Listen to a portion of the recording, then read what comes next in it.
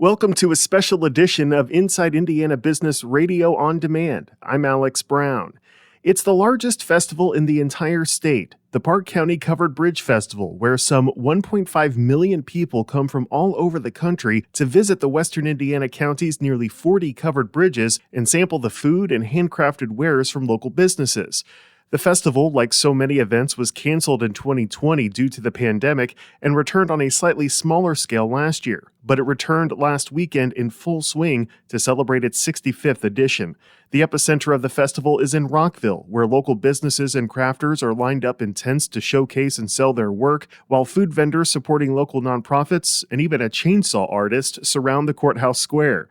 I spoke with Parke County Incorporated Executive Director Nisa Jones, who told me the economic impact of the 10-day festival is felt throughout the county. We have such a high concentration of wonderful vendors here.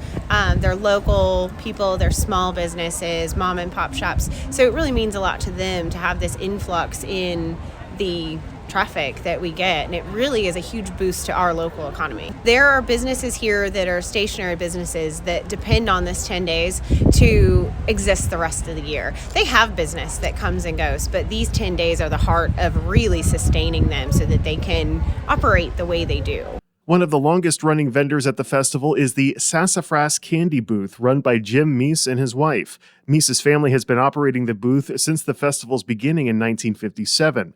Meese himself is also the president of the Parke County Board of Commissioners, and he echoed the sentiments about the importance of the event on the businesses that participate. You talk about Black Friday all the time being that day in the counter someplace where the businesses have finally moved into the black and making some profit.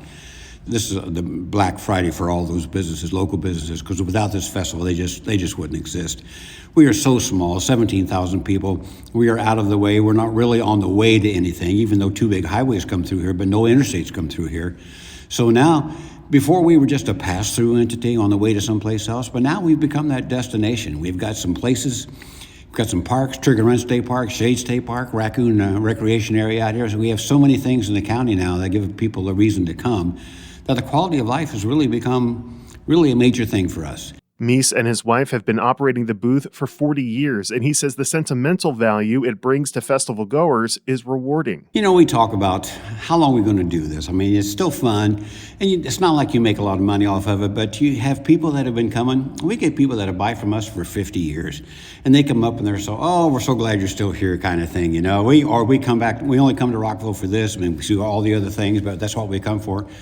So when you see people coming to the county and you know that you're part of making them have a good time on their day, it makes you feel good. You're glad to see them come. I brought some of the sassafras candy back with me, and it was a hit in the IBJ media offices. But Rockville isn't the only attraction at the festival. Dozens of covered bridges throughout the county are spotlighted, including arguably the most famous one located in the town of Bridgeton, as well as others in Mansfield and Tangier, which Jones says is also famous for another staple. They have their community center open during the festival, and they sell the world-famous buried beef. They bury the beef in a concrete pit, and they slow roast it and make buried beef sandwiches. And it's just a traditional item that a lot of people know about and come for every year. And what it gives to them to be able to keep their community center open is just invaluable, because they couldn't do that throughout the year.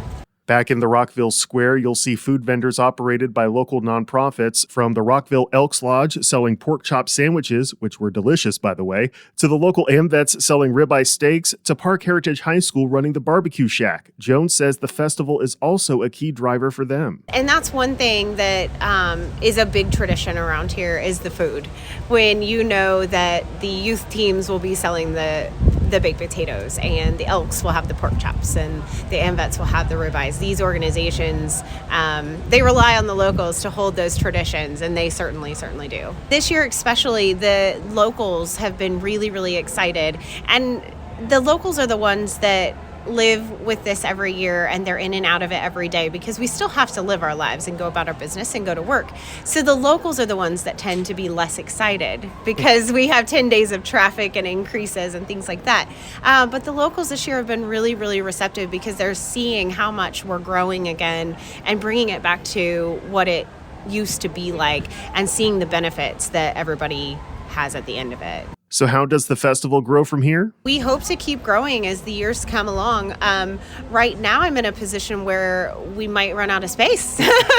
So that's a great problem to have. Growth, I think, really, it's unlimited, and as long as we have good quality vendors bringing good quality products, then people are going to come see that.